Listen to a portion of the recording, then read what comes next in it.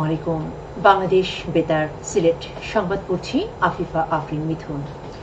সিলেটের ওসমানীনগরে জাতীয় পরিচয়পত্র স্মার্ট কার্ড বিতরণ কার্যক্রমের আনুষ্ঠানিক উদ্বোধন করা হয়েছে।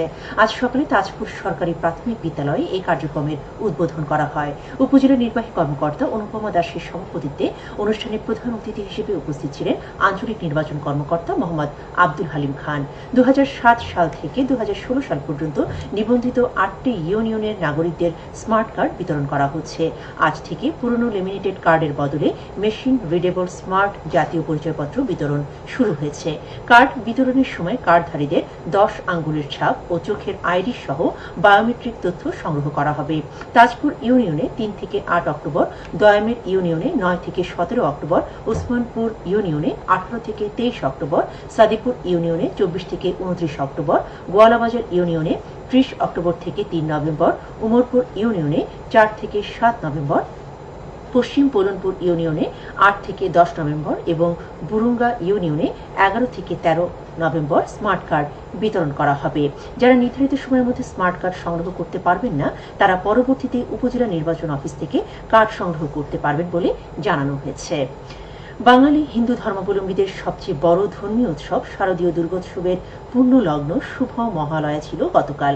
এদিন থেকেই শুরু হয় দেবীপক্ষের চণ্ডীপাঠের মধ্য দিয়ে দেবী দুর্গার আবাহনী মহালয়া হিসেবে পরিচিত। আর এই চণ্ডীতেই আছে দেবী দুর্গার সৃষ্টির বর্ণনা। শারদীয় দুর্গাপূজার একটি গুরুত্বপূর্ণ অনুষঙ্গ হল মহালয়া। পুরাণ মতে এদিন দেবী দুর্গার আবির্ভাব ঘটে। এদিন থেকেই দুর্গাপূজার দিন গণনা শুরু হয়। মহালয়া মানে আর 6 দিনের প্রতীক্ষা। আর এদিনেই দেবীর চক্ষুদান করা হয়। 9 অক্টোবর থেকে ষষ্ঠী পূজার মাধ্যমে দুর্গাপূজা শুরু হলেও মূলত আজ থেকেই দুর্গাপূজার আনন্দধ্বনি শোনা যাবে। 13 অক্টোবর বিজয়া দশমীর মধ্য দিয়ে সমাপ্তি ঘটবে উৎসবের। গতকাল পূজার সূচনার দিন হিসেবে সিলেট সহ সারা দেশে আড়ম্বরের সঙ্গে উদযাপিত হচ্ছে। ভোর থেকে নগরের সব মন্দিরে এ উপলক্ষে অনুষ্ঠিত হয় বিশেষ অনুষ্ঠান।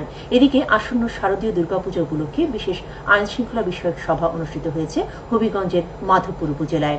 আজ সকালে উপজেলা প্রশাসন আয়োজিত সভায় সভাপতিত্ব করেন উপজেলা নির্বাহী কর্মকর্তা AKM ফয়সাল। এতে বক্তব্য রাখেন মেজর মোহাম্মদ মেহেদী হাসান সহ অনেকেই। এবছর মাধবপুর উপজেলায় 78টি পূজা মণ্ডপে দুর্গোৎসব পালিত হবে। এদিকে চুনারুঘাট উপজেলার 74টি পূজা মণ্ডপে অনুদান প্রদান করা হয়েছে।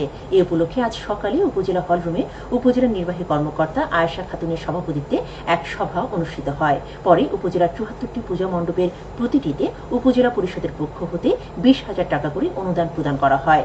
এদিকে সরকার আসন্ন শারদীয় দুর্গাপূজায় আগত ভক্তদের মধ্যে রান্না করা প্রসাদ বিতরণের জন্য 427 মেট্রিক টন চাল বরাদ্দ দিয়েছে মৌলভীবাজারে।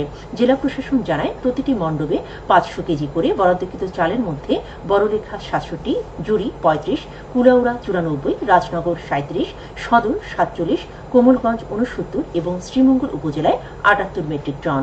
এদিকে আজ সকালে মৌলভীবাজার পৌর এলাকায় 11টি সার্বজনীন পূজা মণ্ডপে 15,000 টাকা করে 1,65,000 টাকা অনুদান প্রদান করেছে মৌলভীবাজার পৌরসভা।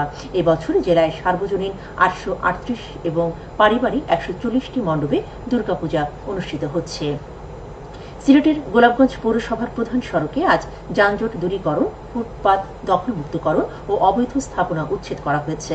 সিলেটের এক্সিকিউটিভ ম্যাজিস্ট্রেট জর্জ মিত্র এই অভিযান পরিচালনা করেন। পরে তিনি অস্বাস্থ্যকর পরিবেশে খাবার পরিবেশন ও দ্রব্যমূল্য প্রদর্শন না করায় অপরাধে মোবাইল কোর্ট পরিচালনা করবেন। এ সময় পুলিশ ও স্থানীয় প্রশাসনের কর্মকর্তারা উপস্থিত ছিলেন। সিলেটের গোলাপগঞ্জ উপজেলার চন্দ্রপুর গ্রামীণ রাস্তার RCC ঢালাই কাজ শেষ হয়েছে আজ। নবনির্মিত রাস্তার উদ্বোধন করেন ইউনিয়ন পরিষদের চেয়ারম্যান হেলাল উদ্দিন। এ সময় পরিষদের সদস্য ও এলাকার গণ্যমান্য ব্যক্তিবর্গ উপস্থিত ছিলেন। ইউনিয়ন পরিষদের তত্ত্বাবধানে এতে ব্যয় হয়েছে প্রায় 10 লাখ টাকা। হবিগঞ্জের লাখায়ে বিদ্যুৎ সঞ্চালন লাইনের ছেঁড়া তারের সাথে জড়িয়ে 2 জনের মৃত্যু হয়েছে। গত রাত 8টায় উপজেলার ভরপুর্ণি গ্রামে এ মর্মান্তিক ঘটনা ঘটে। মৃতরা হল হাজী রহমতারের পুত্র জমশেদ মিয়া এবং হাজী দুদু মিয়ার পুত্র ফরহাদ মিয়া। এবারে শুনুন কৃষি সংবাদ। লেবু জাতীয় ফসলের সম্প্রসারণ, ব্যবস্থাপনা ও উৎপাদন বৃদ্ধি প্রকল্পের আওতায় দিনব্যাপী কৃষক প্রশিক্ষণ কর্মশালা অনুষ্ঠিত হয়েছে মৌলভীবাজারে। আজ সকালে জেলা কৃষি সম্প্রসারণ অধিদপ্তরের কৃষক প্রশিক্ষণ কেন্দ্রে প্রধান অতিথি হিসেবে উপস্থিত থেকে এর উদ্বোধন করেন জেলা প্রশাসক মোহাম্মদ ইসরাইল হোসেন। এতে উপজেলার 12টি ইউনিয়ন ও একটি পৌরসভায় 86 জন কৃষক কৃষানী অংশ নিচ্ছেন। কৃষি সম্প্রসারণ অধিদপ্তর এর আয়োজন করে। সবশেষে আবহাওয়া সন্ধ্যে 6টা পর্যন্ত পূর্বাভাসে বলা হয়েছে সিলেট সহ পার্শ্ববর্তী এলাকায় দক্ষিণ দক্ষিণ পূর্ব দিক থেকে অস্থায়ীভাবে ঘন্টায় সর্বোচ্চ 60 কিলোমিটার বেগে দমকা থেকে ঝোড়ো হওয়া বয়ে যেতে পারে। সেই সঙ্গে হতে পারে বৃষ্টি অথবা বজ্রসহ বৃষ্টিপাত। এসব এলাকার নদীবন্দর সমূহকে 1 নম্বর সতর্কতা সংকেত দেখিয়ে যেতে বলা হয়েছে।